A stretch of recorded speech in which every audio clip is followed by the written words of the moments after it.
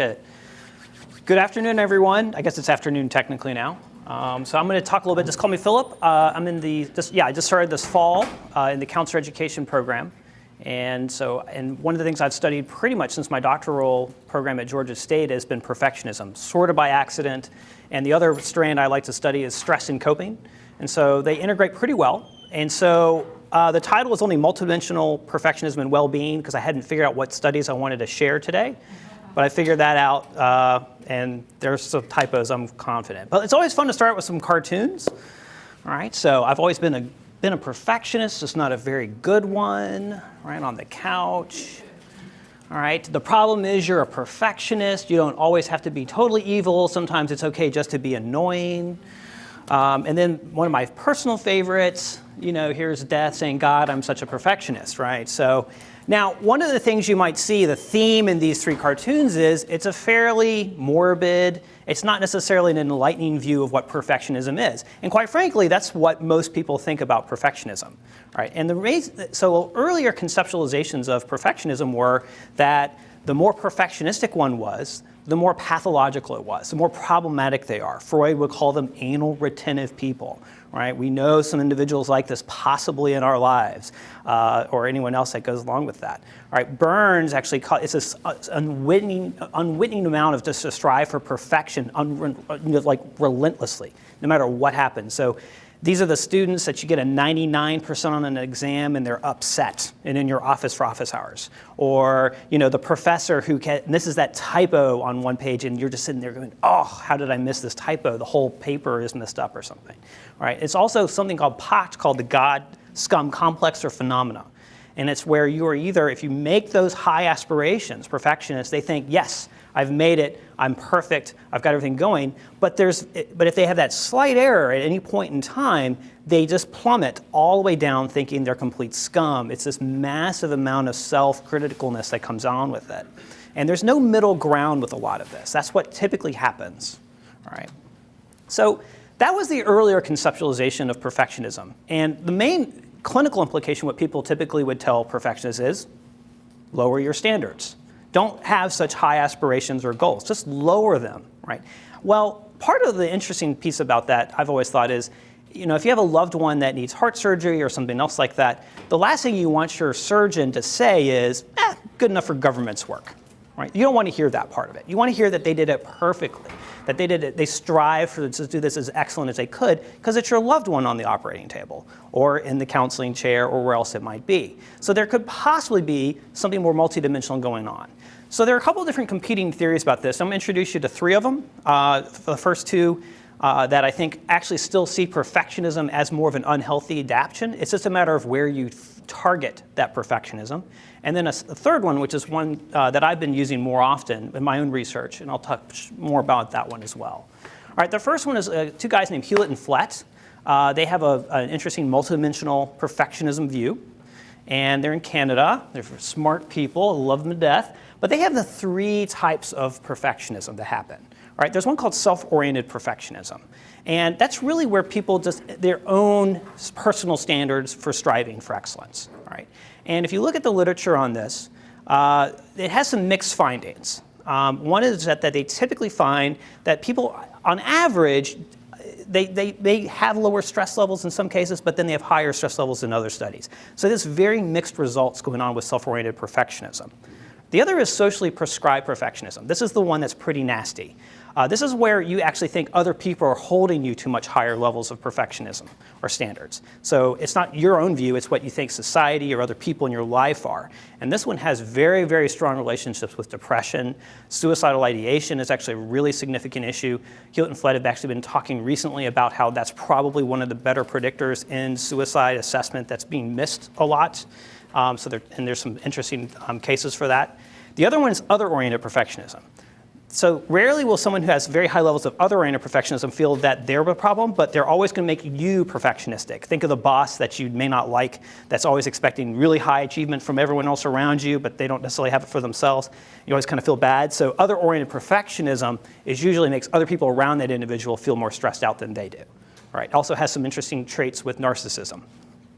All right, so that's Hewlett and Flett. So those are the three views that they have it. A key thing to think about, though, is they conceptualize this as all were unhealthy. There was no health dynamic or positiveness in any of these types of perfectionism views, because they don't think that that's the way it should be. Frost is another guy, which sounds like some sort of Batman villain with Freeze, but there's another guy that actually came up with a really interesting mark. And this one also was, for the most part, conceptualized as perfectionism is pathological or unhealthy in general. But they had different types of subscales or subfacets that actually create perfectionism. The two that are most interesting are the personal standards and organization. Those are the ones that typically, if you look at certain studies, they try to make it a healthier version of perfectionism. And those two sometimes link with really unhealthy things, and sometimes they don't. But that's one of the interesting findings they have. Again, so self-oriented perfectionism, and then personal expectations or personal outcomes that for your own self are two very similar constructs of these two. The third one that came out is a guy named Slaney out of Penn State. And this is one where they actually went back to the literature and they were really doing some focus groups and some qualitative analysis and some conceptual items of this. And what they really found out was that there are two dimensions of perfectionism. Now, there's still a wavering debate about this, and there's some other theories that have popped up. But really, the one I want you to kind of come up with is there are two different types of dimensions that make up perfectionism. This is the one I'm going to try to focus mostly on. Now, they have the high standards version, and then the discrepancy one. We're going to order as a third one on this scale, but it actually what we find is like how orderly someone is or how neat and clean you are has nothing to do with perfectionism. It doesn't actually help classify or declassify people as perfectionists. So you can have really messy perfectionists or really super clean ones too. But these top two are the ones that really differentiate people. First is high standards, right? So in one of the items on the APS-R, the Almost Perfect Scale Revised, my favorite named assessment ever, says, I have high standards for myself and others, and you would strongly agree or disagree. I expect the best out of myself. So these would be questions that would be on the high standards, all right? That dimension, people are somewhere on that, though it's somewhat skewed in the United States. The discrepancy, though, is one where you're really looking at how much of a discrepancy or how much have you really reached your goals or how much have you really reached your own perfectionism expectations. They call this also sometimes the self-criticalness dimension of perfectionism or perfectionistic concerns, right? Because certain people, when they don't reach their standards that they expect of themselves or others, they get really self-critical, and we can all talk about that inner critic in our heads, but it gets really, really very, very loud in certain people. Right? So those are the two dimensions that are really key when we talk about the rest of perfectionism. All right? And just so you know, there has been some critiques of this. Hewlett and Flett actually had some really interesting articles that were critiquing the Almost Perfect Scale Revised. And so they just had two really interesting articles. And the one that they really had an issue with was both the high standards and the discrepancy scale, where they thought that we had some dissatisfaction items in there that were also measuring discrepancy. And we've actually recently responded in the journal Assessment with this, with a pretty good rebuttal, we think, of actually talking back, and we're trying to further science. But one of the beauties of having different groups of people that disagree about a construct is, I think, that it actually makes it much more rigorous what the findings are. Anyways, I just wanted to point that out, that there are some critiques about this. All right, so we have the two dimensions, right? So we have the adaptive perfectionism dimension, or perfectionistic concerns, or that high standards one, and I'll probably use adaptive perfectionism to say that, right? And that's just how high your standards are or low. If you just take that one dimension, what we find is that it has some really interesting pieces to it that it actually connects with some really neat stuff in the world. And then you have that maladaptive dimension, or that self-criticalness, right? When you don't meet it, how self-critical are you when you don't reach those standards, right? APS-R covers this, and it was conceptualized that the high standards dimension can be healthy. Right? The discrepancy is definitely not, but that's the theoretical rationale we had. So that's one slight critique difference between other theoretical models of perfectionism and this one, just to point that out. All right. So the other thing that can happen every so often is, or maybe there's a taxon thing with Paul Meehl, but you can actually, there's some other people that look at these as categories. I've talked about dimensions, your high, low standards on one, and you have high or low discrepancy on the other. You can actually use those to actually create classifications of perfectionists or non-perfectionists, fascinatingly. And it actually is fairly replicable for most studies, at least in the United States. Not necessarily in Asia. There's usually some other stuff that goes on, but it's pretty cool. So another way to look at this, and we'll talk about this, is non-perfectionists have low standards. They're just humming along, but they don't have high expectations for themselves or others. perfectionists in general do have high levels of standards, and they score very high on the APS-R, on the high standard subscale. But what differentiates more of an unhealthy or maladaptive perfectionist from an adaptive perfectionist is that discrepancy scale. Adaptive perfectionists typically have lower levels of self-criticalness than even non-perfectionists in some cases, versus maladaptive perfectionists that have really, really high. Let me give you a small example. Here's where, this is a paper we just submitted to Personality and Individual Differences, which is about 400 college students. And this is, you can see right here, this is actually through latent profile analysis, where you actually run the data through and actually classify people with interesting pieces. And what we find is this right here are the non-perfectionists on the high standard subscale. Here are your adaptive perfectionists, and here are your maladaptive perfectionists. Note that, for standards, there's definitely a pretty big difference here in classification, and the effect size is actually fairly large. It's a 1 plus Cohen's d. The differentiation, though, so there's your non-perfectionists and your perfectionists. Well, what's interesting is you look at the discrepancy piece here. Here are your adaptive perfectionists with discrepancy. Here's your non-perfectionists. They actually have much more self-criticalness in this particular case than an adaptive perfectionist does. And then you have your maladaptive that are just way off the charts here. So there's an interesting, this has been replicated multiple different times in college students, and is starting to be replicated in different international populations, where we're finding that there's a definite 3-class solution for most times. So I just wanted to point that out. So it's an interesting debate. Is it a category? Is it a dimension? It's like attachment styles or dimensions. But you can do both of these, it seems. They're just 2 different lines. All right, let's go back to perfectionistic concerns, the dimension, maladaptive perfectionism. All right, if you just correlate doing studies, it's very connected with depression, hopelessness, anxiety, unhealthy coping styles, distraction, alcohol abuse. No one's done drug abuse yet, but we're actually looking at the SASI-3, the second best named assessment ever, and looking at how that may correlate with different types of perfectionism. I think it's going to be interesting. And it also has lower levels of life satisfaction and other dysfunctional coping. Actually, it should say higher dysfunctional coping. Perfectionistic strivings, on the other hand, how high are your standards in general, correlates with you get lower levels of depression, hopelessness, anxiety, and perceived stress, but you actually get increased levels of different types of hope and life satisfaction and healthy coping processes. So there's an interesting piece here where those dimensions are showing us a different trajectory. And there's been a lot of studies on this for many years. All right, so I'm going to show you 3 studies I'm working on. And hopefully they'll be published before my tenure package goes through. We'll see. But there's a short-term longitudinal study, a clinical, non-clinical sample that I've gotten, which is pretty interesting on some of the differences and nuances, and then something on professional school counselors and burnout, because that seems to be an issue too. So the first one is college students. All right. There's been a lot of cross-sectional stuff. We need more longitudinal stuff. That's also why I'm very excited about Fit for Science. But I did do a time 1, time 2 study recently, just within a semester of a class, and got a couple hundred students to work with this. All right, so it's 163 undergrads.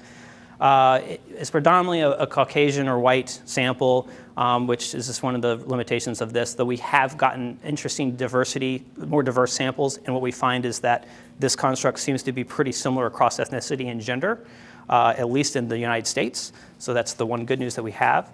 And we gave them a couple different scales. And the one thing we were interested in was does perceived stress mediate the relationship between depression and life satisfaction in these different dimensions? Right? Because the question is, are they depressed because they are perfectionists, or are they depressed because they have increased stress levels, which is your clinical intervention piece, and that's rather than try to change someone's personality, because that's a little harder to do, I think. All right, so a few things. I get a little statsy sometimes. I apologize up front. You can just zone out and eat your sandwich. But the first thing you do whenever you do a longitudinal study is you actually want to make sure who actually didn't take it at time 2 were super similar or dissimilar to people who all took it at time 1. And for the most part, what we found was there were no significant differences on some of the demographics between who did or did not drop out, and also the study variables on the perfectionism, We thought there might be a prediction of who does stay in there or not. It actually wasn't. There was no significant difference between those. So that was the first piece, which we thought was pretty good. The second was we just wanted to see differences within the longitudinal data. So like from time 1 to time 2, what were the significant, like what did that like actually look like for ethnicity or demographics? And again, we didn't really find any significant differences with gender or ethnicity or other things like that. So we, in many of these cases, chose not to control for these aspects because it didn't seem to be influencing very significantly. All right, so just a small piece. Don't look at this unless you want a headache. This is way too much. But essentially what's interesting is the time 1, time 2 numbers really did not change significantly, partially probably because it was within one semester. But that doesn't mean there was enough there still could be significant variability within different perfectionists or non-perfectionists and how they changed over 15 weeks. And one of the things to really look at here is the actual between time correlations, like the stability coefficients essentially. And one of the things that's interesting with this one is 0.45 for standards. That's usually much higher. It's a fairly stable construct, and the discrepancy actually was very stable. This is actually flipped in many cases of other studies. That's something we're trying to figure out why that is. We don't really know yet. But most of the correlations you can see, like discrepancy, the bad perfectionism has positive relationships with stress, depression, and significantly lower relationships with life satisfaction. Same thing with standards. It actually has a pretty good relationship with life satisfaction and no relationship with depression or perceived stress. Fascinating.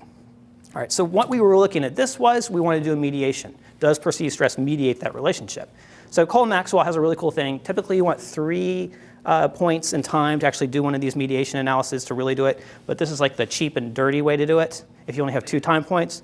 And really what you're doing is you're taking this path and you're multiplying it together, and then you bootstrap it. All right, and then that's really what you can get M+ to do that. I have some syntax if you're interested to see what's going on.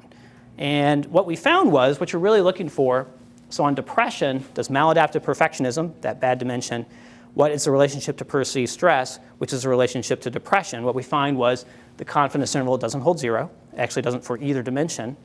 So that's good news. So we did find that perceived stress is mediating that relationship. In other words, maladaptive perfectionists actually have actually somewhat relates to higher levels of perceived stress in their lives, which actually relates to higher levels of depression. And adaptive perfectionism, we found the exact opposite. Adaptive perfectionism dimension relates to lower levels of stress, which helps alleviate that depression part. That's what we found. We did not find mediation for life satisfaction, so there's another mechanism possibly going on there for that. All right, so this is one of those cool implications that we had. I'll just skip this slide. I'll skip that one too. But we do want to try to replicate this again with 3 or 4 time points. There's some interesting data sets that we have that are looking at this, along with some larger data sets that could be really interesting to see as well. All right, so that's one just small example of what we've been doing with this. The other is clinical, non-clinical. All right. So perfectionism in the general world looks very different than who shows up in a clinic, like let's a college counseling center. And that's actually what we try to collect here. There's been very few studies on clinical samples of perfectionism. Or if they do, they only look at it as an unhealthy trait because, quite frankly, that's who's probably rolling into the clinic on the regular basis. So are there differences on how people portray in the clinic or a counseling center versus actually population-wise? And so that's one of the things we took a look at. All right, again, we gave the almost perfect scale revised. We gave a much smaller perceived stress scale because this was actually in a counseling center and I didn't want to burn people out already because they were there for a reason. And the CES, like a brief version of the depression screening. And what you can find is we had about 125 over a year because it was a voluntary one. We couldn't give it to everybody. And then we actually just took a non-clinical sample, which was basically undergrad psych pool that we had. And what you can see is we had there's some differences here in gender, but not too severe. And overall, this, again, was not a super diverse sample, which is just basically mirroring the university that we were at that time.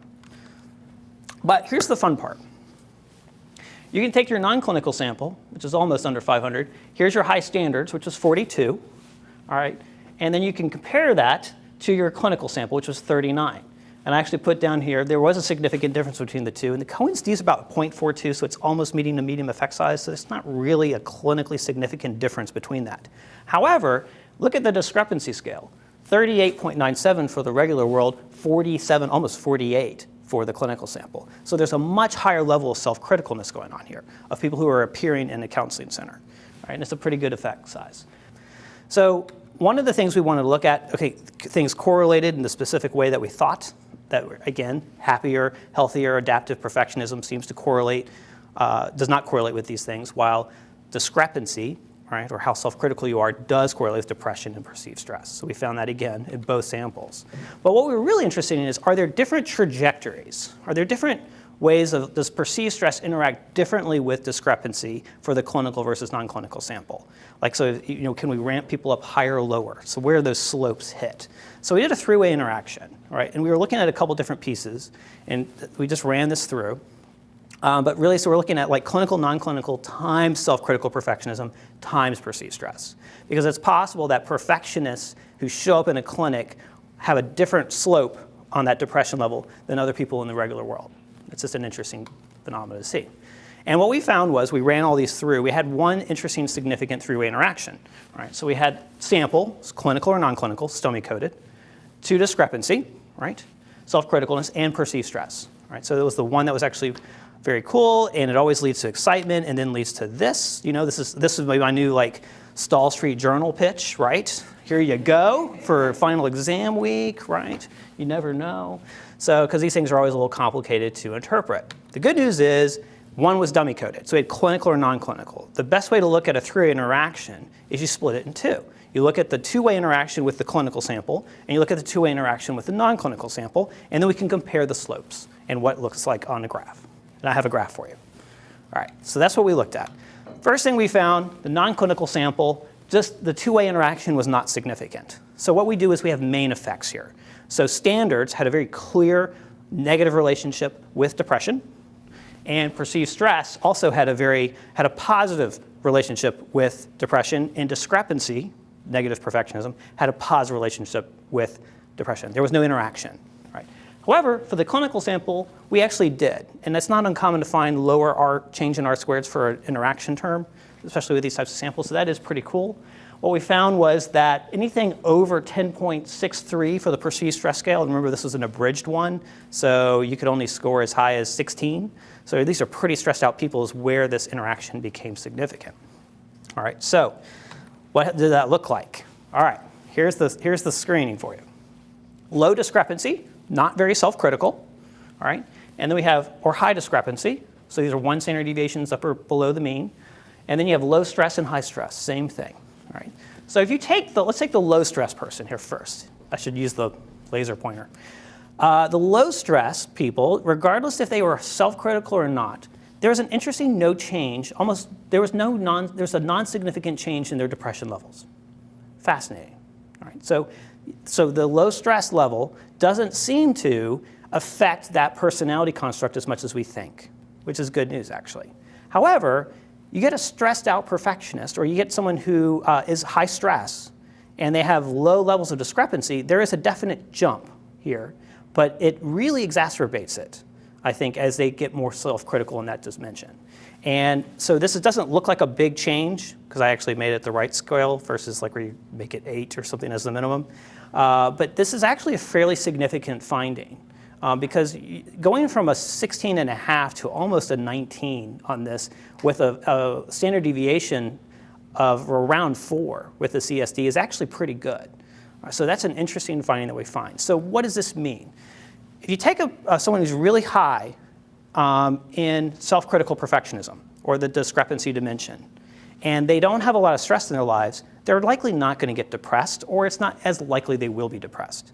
Stress them out though, and that personality starts to remulate itself, and it's much more rapidly increasing in depression. So that's what we think that is finding. However, that's only for the clinical sample. That doesn't seem to apply there's no ramp up for the non-clinical sample. That's the fascinating thing we have.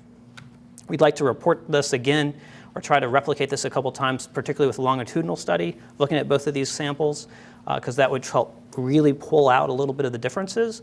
But this is an interesting one, we think. All right, school counselors. Since I'm in the School of Ed, I got to do something educationally, so we'll do that. But one of the big issues with school counselors are they burn out rapidly.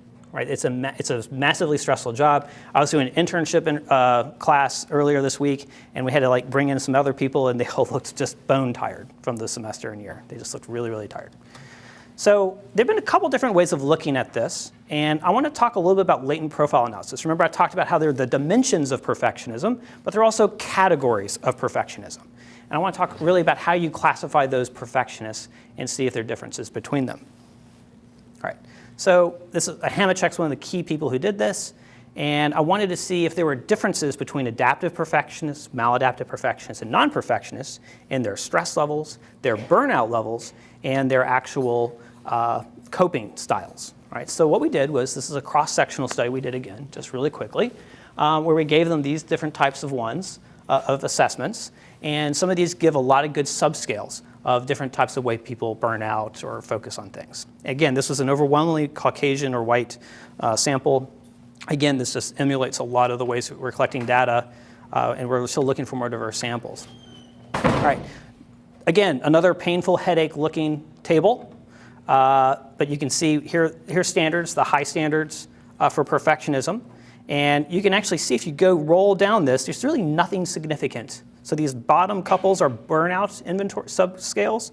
Here are our different types of coping styles, and the only one that it actually correlates with is problem-focused coping. All right, it's the only one. Here's discrepancy, right? The more self-criticalness you are, or self-critical you are, and what we find is, okay, dysfunctional coping, pretty significant correlation connection. Same thing with perceived stress. And then it just goes all the way down with different types of burnout. There's a pretty interesting connection there that we found. Right? That's the big piece for this particular one I want you to look at. Now, latent profile analysis does a really cool thing where it actually looks at instead of looking at a cluster analysis where it actually tries to cut people off and you look at this cool chart and try to figure out how many classes there are. This has a different group of indices that you look at, and it looks on people on a case-by-case basis. So it's like an individualized basis of classifying people based off something. And what we tried to do with this is we ran and said, how many classes of perfectionists can we create if we just run off the discrepancy subscale and the high standard subscale of the APS-R? And you run this through. And it gives you a bunch of fun numbers that I really enjoy a lot. But really what you want to look for is where the BIC, the Bayesian information criterion, actually stops going down and it starts to rise. So here's 4,120, goes to 4,135. This is really pointing us there's a 3-class solution that best fits the data that I put in. Same thing, this has never happened. The adjusted BIC actually did the same thing. It's never happened to me. LMR is another one where actually was pointing to a 2-class, which is interesting, but the BLRT, which is a bootstrapped version of this, actually was pointing to a 3-class as well. When you run this through, this is actually pretty consistent for this one, but a lot of the analyses, and you look at the different items, were pointing to a 3-class solution for us. All right, so what does that look like? Well, on the discrepancy standards, we had talked about this earlier, it actually looks consistent with what we've done earlier. Non-perfectionists had really low standards, but not significantly lower this time. Maladaptive perfectionists were higher in standards, but very high also in discrepancy. And look at adaptive perfectionists. They still had slightly higher standards, but not really. This is actually a very perfectionistic group in general, it seems. But the discrepancy subscales are very, very different. And again, what's fascinating is the adaptive perfectionist group has lower discrepancy or self-criticalness than even the non-perfectionist group. And that's fascinating. All right, this is how it looks like if you standardize it on z-scores. I think this is a little easier to see, so we can actually see some of the better differences. Again, non-perfectionists, here's their standards, maladaptive perfectionists and adaptive perfectionists, and then look at the discrepancy differences. Pretty significant, okay? All right, so another fun table. I do too many crazy tables. Here are your different groups that was classified, and then after you run those 3, you can actually look at distal outcomes or like other outcomes that you are interested in looking at through various different methodologies. Through M+ at least does that. And so, because I was curious, how are they different at this time point in how they're coping with school and their job? And what we find is you have problem-focused, they are all the same. There were no differences in the amount of usage of problem-focused coping. Interesting. There's also the same amount of usage of emotion-focused coping across all 3 of these groups. Dysfunctional coping, think of, I like to get, like one of the items I think is, you drink right? Or like excessively, or you like to just avoid work, or you just like to stop responding to certain people or things. Not very functional. At least we would assume it's not. What we found was adaptive perfectionists were the least likely to use that with a 14. Maladaptive perfectionists were the highest, and then non-perfectionists were right in the middle, which is what we find fascinating. Stress-wise, same thing. We get a very clear 3 differentiation between the adaptive perfectionists, maladaptive perfectionists, and non-perfectionists. And then for the actual burnout, this is the counselor burnout inventory. It's a really neat one. It has 5 subscales. There's exhaustion, emotional exhaustion. There's incompetence, like eventually you become work environment, where you actually just disengage from your work environment. You start devaluing the client or the student, right? You just dismiss them as not really a human being and other things. And then there's this personal burnout, where the rest of your personal life just falls apart. And what we found was adaptive perfectionists, again, had the lowest levels in these cases. In many cases, non-perfectionists were equivalent to maladaptive perfectionists, with the exception of personal burnout. All right. These effect sizes, by the way, are pretty significant. Right? There are some that are small, but a lot of these are very large effect sizes, which is very exciting to me, at least, to find that. So what do we think about? Well, there's a perfectionism profile. What we felt was the adaptive perfectionists were really setting high standards for themselves and others, and just weren't that self-critical, which is pretty clear with the discrepancy in high standard scores. They also were reporting very few stress symptoms or burnout symptoms, and were not using dysfunctional coping. Non-perfectionists had slightly elevated self-criticalness piece, or that discrepancy piece, but they also were using the same amount of problem-focused and emotion-focused coping, but they definitely were using more dysfunctional coping, and they definitely had higher levels of burnout. Right? And then maladaptive perfectionists, same thing. They were really, really stressed out, had much higher levels of that, and they also had much higher levels of dysfunctional coping, and then they were personally burning out more than anyone else. So we're following this up with a longitudinal study. We're going to track, starting this fall, school sample of, I hope to get 1,500 school counselors and track them for 3 years. And these are the constructs we're going to track them on, because I'm curious to see how that plays a role over a couple of years and who actually leaves the profession or not. But this was our setup for it. All right. So 3-class model fit the data the best. Again, there were some interesting scores on discrepancy standards that seems to fit conceptually with what I've talked about earlier. And the way they function, at least at that point in time, seems to conceptually fit as well. All right, I will skip this for a moment. There are a few things that we could probably look a little more into. Social desirability is probably playing a role. One of the things is, if you ask people, especially in the United States, do you have high standards? Everyone has high standards. It's like everyone's above average driver, right? Like if you ask people how good their driving is, everyone's way above average, which it can't be conceptually possible. So that's one thing that's happened, is this gets a little skewed. And so we are trying to work on ways of unskewing that dimension of perfectionism. The discrepancy one, though, for the most part, is pretty normally distributed. And what we find, though, is if you go to Asia or Europe, this doesn't happen. The discrepancy one becomes much more positively skewed, and then the high standards becomes normally distributed. So there's a different cultural difference here also that's playing a role. We're not sure why yet. But these are some things that we could do to follow up with it. All right, so what do you do about this? How do you help a perfectionist? All right, there's not a lot of evidence out there just yet, but here's some hunches that I have in some earlier studies that have been done. Don't try to lower their standards. Right? So if you're the counselor or you're the friend or whatever else, and they really are having trouble with those high standards, don't try to convince them to lower their standards. They really do want to be the best surgeon ever. We don't want them to be a less better surgeon or whatever it might be. So don't try to focus on that. The piece to focus on, though, is what happens and what do they say to themselves when they don't meet those aspirations? What happens? What do they say about themselves when they don't meet those standards? That's the key piece of this that we find on a regular basis. Right? There have been a few studies that have actually done this that are preliminarily finding some information. One of the more fascinating ones was done by Aldia, Rice, Gormley, and Rojas. And they're a really smart bunch. And what they did was they got the APS-R with some undergraduate college students. They found the ones that scored really, really high in perfectionism, like on the high standards, and then they found the ones that scored really low on the discrepancy, your adaptive perfectionist, and they found also the ones that scored really, really high on the discrepancy piece, your maladaptive perfectionist. They brought them in, right, and they actually randomized them. They put them in the control trial, try to figure out your depression, perceived stress, emotional reactivity for a couple weeks going forward. And then they actually ran them through a very quick trial where they just explained the results of the APS-R. Here's what this is. Here's where you are. Here's what this scale is. Here's where you are.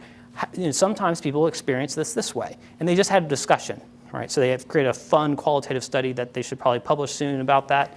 And then they tracked them a couple weeks later to see what had happened. Fascinatingly, the discrepancy subscale had significantly declined, and their emotional reactivity and their depression and overall global distress, I think it was the OQ45, actually had significantly declined. So by just discussing results, this is why you should never be afraid if you're a psychologist or counselor to actually discuss assessment results with a client, because it actually can help alleviate distress. It actually does help alleviate it.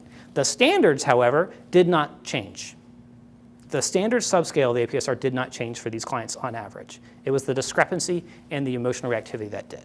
So to me, this is a preliminary part of starting to talk about not lowering standards, but talking about what you say when you don't reach them is the important piece for a perfectionist. There's some other studies that have been done.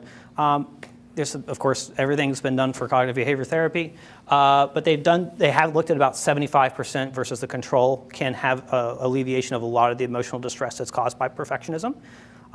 So this has actually been replicated twice. One of the small critiques would be that they actually do try to lower your standards, but interestingly enough, it is effective. So one of the cool things could be to look at this type of intervention that really specifically focus on discrepancy or self-criticalness versus lowering your standards and see if that actually is even more effective. I think it might be. Who knows? It's a testable hypothesis. And then for younger ones, I'm still a big avid play therapy person. That's where I was a long time ago with little kids and stuff, fun stuff.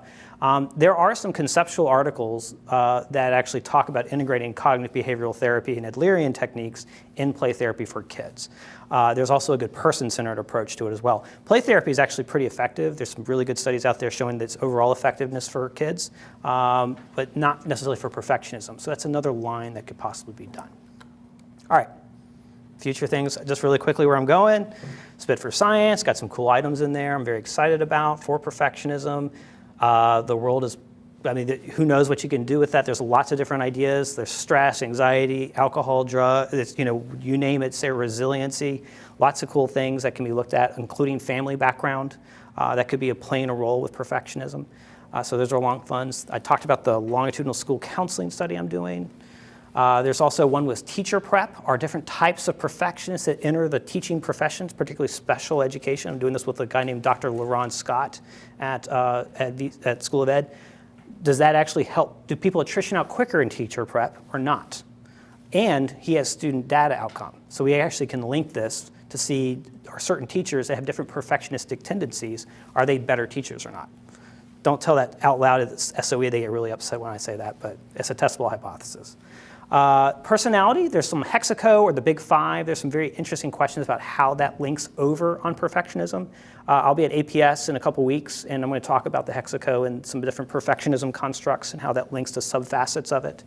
And then there's some cross-cultural studies that we're doing where we've gone to Costa Rica, Peru, Turkey, and we've collected perfectionism data with the whole translation, back translation with the experts and all that stuff, and looked at different types of depression, stress, life satisfaction, and we're getting some fascinating results. We're doing measurement invariance between this, and just a small example, for the one in Costa Rica, my colleague, his wife is Spanish speaking, and so gave her the actual draft of the APS-R in Spanish and said, we're having some differences of the invariance between these two. Can you read this and see what your perspective is? And she read it, then started to frown, and then she got really upset and said, I would not send this to people. So we're not, and then the conversation didn't go further, so we don't know what that is yet.